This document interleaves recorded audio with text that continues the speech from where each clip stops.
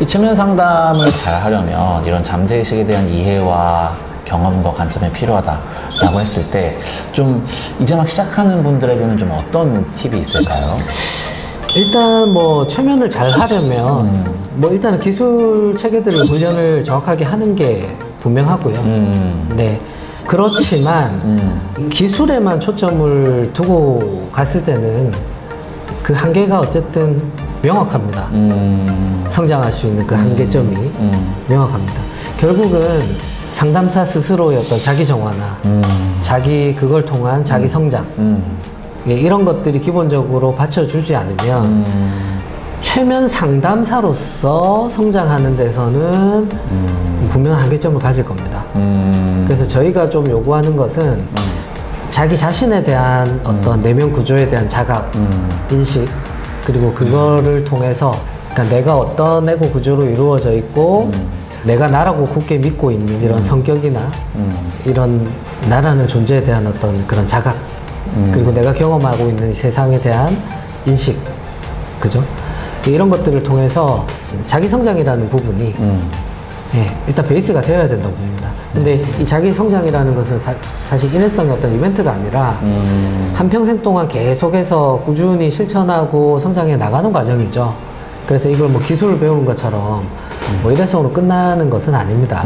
그렇지만 이런 자기 성장을 통해서 내 에너지가 더 방대해지고 넓어지고 내 에너지가 바뀔 때 내가 사용할 수 있는 그 도구의 어떤 질도 자연스럽게 바뀔 수밖에 없습니다. 그래서 우리가 어떤 기술적인 한계를 뛰어넘어갈 수 있는 게 저는 어떤 그것을 다루는 도구를 다루는 영감적인 사람의 손에 달렸다고 생각하거든요. 그런 의미에서 그 상담사 스스로의 자기 성장을 항상 이렇게 깔고 가는 것은 중요하다고 생각하고요. 물론 하루아침에 이것은 이루어지는 것은 아니겠고 저 역시도 마찬가지고 한평생 계속해서 이제 성장해 나가는 과정이겠죠. 근데 이것과 기존에 우리가 최면이라는 도구, 최면 상담이라는 도구가 어떤 식으로 연관이 되어 있고 이게 왜 밀접하게 연결될 수 없는지를 스스로 좀 깨닫는 순간을 겪으시길 바래요. 밀접하게 연결될 수밖에 없는지. 네. 그래서 그런 순간들이 있을 겁니다. 네. 물론 이제 이것을 제가 말씀드렸던 부분을 염두에 두고 실천한다는 전제 하에서 말이죠. 근데 사실 이제 요즘 세상에서 그게 꼭 어떤 최면을 하든 하지 않든 우리 모두가 뭐 성장을 추구하고 또 개인적인 성장, 자기개발 이런 걸 사실 다 너무나 하고 싶어 하는데 어떻게 보면은 또 막연하게 들릴 때도 있거든요. 그러면 그렇죠. 원장님이 말씀하신 어떤 최면 상담가로서의 자기 정화 또는 성장이 좀 어떤 의미가 있을까요? 또는 어떤 팁이 있을까요? 그래서 저희가 이제 RCS 인터내셔널이라는 저희 이제 단체가 있죠. 네, 그리고 저희 어떤 그 시스템에서는 그러니까 그런 부분을 좀 막연하게 느끼지 않도록 최대한 어떤 가이드라인을 좀 제공을 하려고 하고요. 그래서 RCS 정화 소통이라는 그런 가이드라인도 있고 그리고 RCS 애니어그램이라고 하는 자신의 어떤 에고의 구조를 들여다볼 수 있는 그런 도구도 적극적으로 제공을 하고 있고요. 그리고 이제 그런 것을 바탕으로 또 최면이라는 학문도 이런 통합적인 시각으로 재구성된 형태로 계속해서 이렇게 발전시키고 잡아나가고 있죠. 뭐 저 역시도 그런 과정들을 겪었기 때문에 어쨌든 앞으로 이제 새로운 시대에 새로운 사람들이 조금 더 이런 부분에 대해서 좀 더 깊이 있고 체계적으로 다가설 수 있도록 저희가 지원을 하는 게 이제 저희 역할인 거죠. 사실 저도 너무 동감하는 게요. 사실 저도 그 이제 최면을 원장님을 만나고 이렇게 최면을 배우기 전에 이제 사실 심리 상담을 먼저 접하고 공부할 때도 비슷한 생각을 했었어요. 그때 이제 같이 대학원을 다니고 상담 공부를 하면서 같이 이제 하는 동료와 이제 그런 얘기를 한 적이 있었는데 상담을 받고 배우다 보니 이 상담자의 길이 아주 크게는 두 가지로 다 갈라지겠구나. 근데 어떤 도구를 쓰든 그게 최면 상담을 하든 또는 뭐 다른 어떤 상담을 하든 나는 문제가 없다고 생각하는 상담자와 나도 문제가 있고 내 문제를 알아가는 상담자, 어떻게 보면 굉장히 크게 두 가지로 나눠지겠구나. 나는 어떻게 나의 문제를 잘 들여다보고 있나, 좀 그런 생각을 시작하게 됐던 것 같고요. 물론 사실 그런 생각을 하기 시작했을 때조차도 저도 저의 문제에 대해서 다 모르고 있던, 지금도 물론 다 아는 게 전혀 아니지만 이제 막 겨우 알아가기 시작한 뭐 그런 상황이었던 것 같아요. 근데 그게 너무 중요하구나, 좀 그런 생각을 했었고요. 사실 자기를 보는 게 가장 어려운 과정인 것 같아요. 저 역시도 마찬가지고요. 그리고 이것을 꼭 이렇게 문제라고 꼭 인식을 하지 않아도 누구나 모든 사람들은 자기 안에 어떤 프로그램들이 있고 자기의 어떤 에고 구조를 이루고 있는 그런 고착된 뭐 신념도 있고 감정도 있고 어떤 자기만의 패턴들이 있어요. 그러니까 그거를 얼마나 깨어나서 바라볼 수 있는가가 되게 중요한 것 같고요. 그래서 꼭 이것이 이런 게 문제야라고 생각하지 않더라도 그것에 대해서 내가 어떤 구조로 이루어져 있고 내 삶의 패턴에, 그러니까 내 인생을 어떤 프로그램이 또 어떤 신념들이 나를 이렇게 내 인생에서 좌지우지할 정도로 영향력을 행사하고 있는지 이런 것들에 대한 사실은 자각을 가지는 것만으로도 굉장히 큰 부분인 것 같고요. 이렇게 자각을 할 수 있는 사람과 할 수 없는 사람은 정말로 이렇게 극과 극으로 결국은 나뉠 수밖에 없다고 봅니다. 너무 이게 중요한 말씀인 게, 사실 처음에는 난 이런 게 문제구나, 나 이런 문제가 있네 라고 시작을 하지만, 사실 그 문제를 또는 문제라고 생각했던 것을 인정하고 직면할수록 문제가 아니었구나, 뭐 이렇게 이제 보게 된다거나, 또는 문제가 기회로 바뀐다거나, 사실 여전히 그러한 자원을 갖고 있지만 내가 또 있는 그대로 온전하구나를 발견하게 된다거나, 그래서 사실 그걸 문제가 아닌 것으로 나를 있는 그대로 받아들이게 되는 그런 것도 경험하게 되는 것 같아요. 그래서 사실 또 생각나는 게, 그 칼 융이 먼저 이렇게 얘기를 했었고, 나중에 헨리 나우엔이라는 사람이 또 책을 쓰면서 유명해진 개념 중에 하나가 상처 입은 치유자라는 이제 개념이 있는데요. 사실 이 치유자가 자신의 상처를 인정하고 바라보고 그것을 수용하는 것이 결국은 치유자로서는 엄청난 힘과 기회가 된다는 거죠. 결국은 같은 고통을 갖고 있는 그런 인간을 마주했을 때 결국은 그것을 더 이해하고 공감하고 수용할 수 있는 그런 하나의 기회가 된다, 또는 힘이 된다, 이제 그렇게 얘기를 하더라고요. 근데 물론 이제 이걸 우리가 너무 이제 얕게 이해하면 그러면 금연 세션을 하려면 담배를 피워봤다 끊어봐야 되나?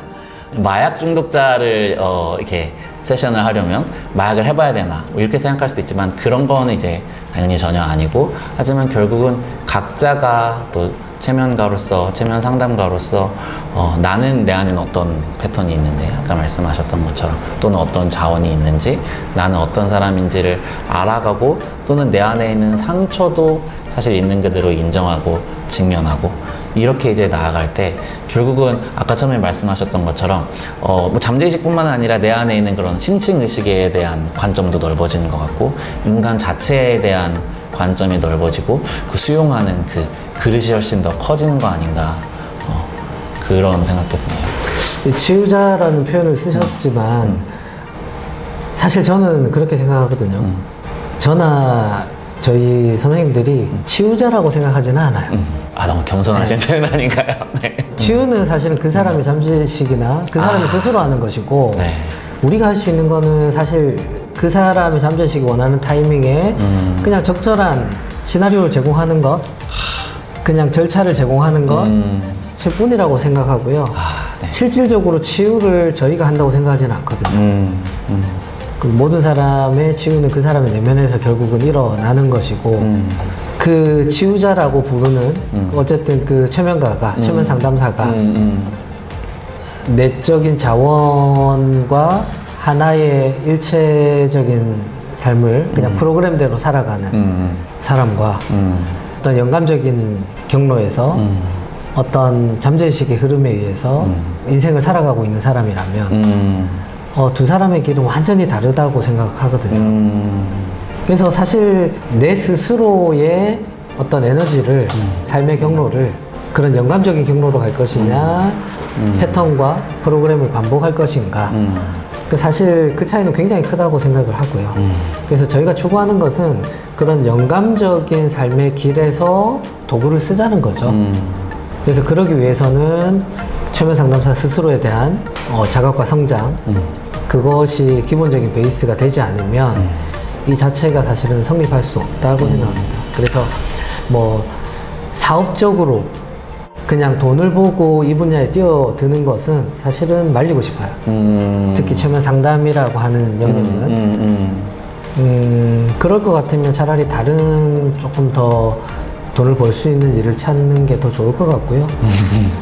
사실 이 영역은 정말로 그런 자신에 대한 그런 고찰과 인식과 성장에 대한 그런 기본적인 마인드가 없으면 사실 아까 말씀드린 것처럼 그 한계점은 명확합니다.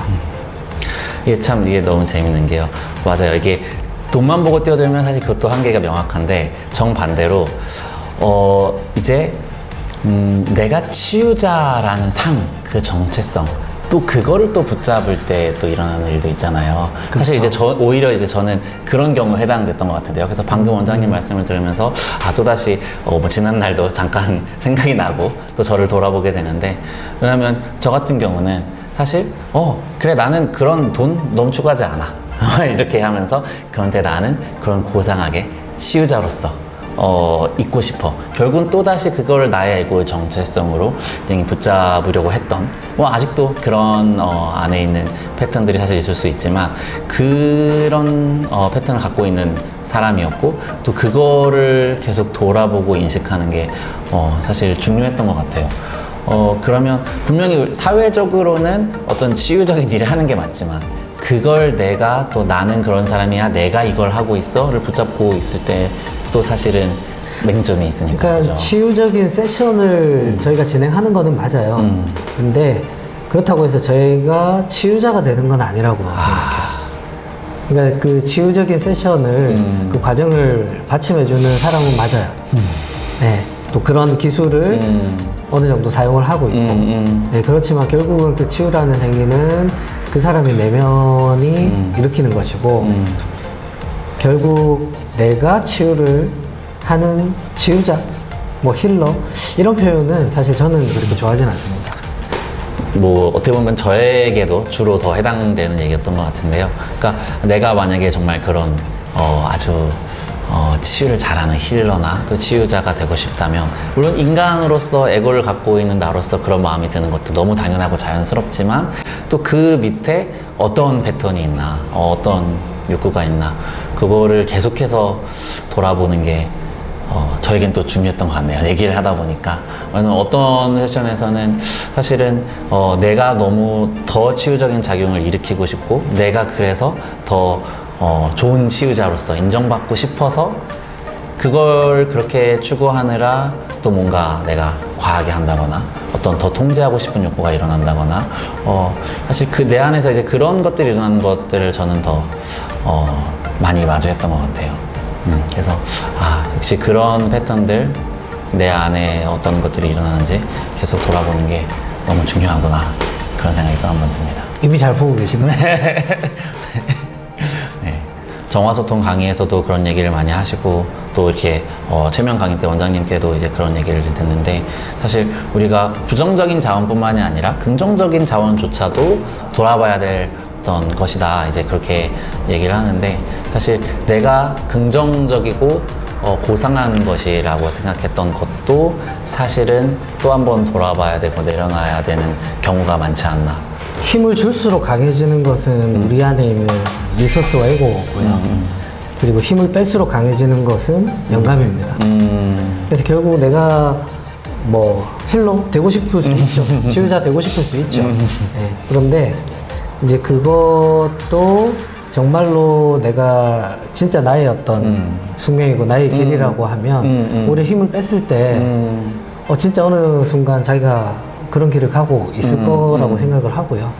결국 우리가 뭐 힐러가 되고 싶은 욕망이든 돈을 벌고 싶은 욕망이든 그걸 다 거세한 채 없는 척하고 살 수는 없잖아요. 분명히 제 안에도 누가 나한테 너무 대단하신 힐러다 체면으로 이런 얘기를 해주면 기분이 우쭐해지고 좋아지고요. 돈을 많이 벌면 당연히 기분 좋고 많이 벌고 싶고 그렇지만 어쨌든 그거에 내가 잡혀가서 끌려가는 게 아니라 내 안에 이런 욕구들이 있고 또 이런 패턴들이 이럴 때 발동되는구나 그런 거를 끊임없이 돌아보는 게 한 인간으로서의 성장이기도 하면서 동시에 이 체면 현장에서 세션을 하는 체면 상담가로서 너무나 필수적인 일이다 또 이런 생각이 드네요.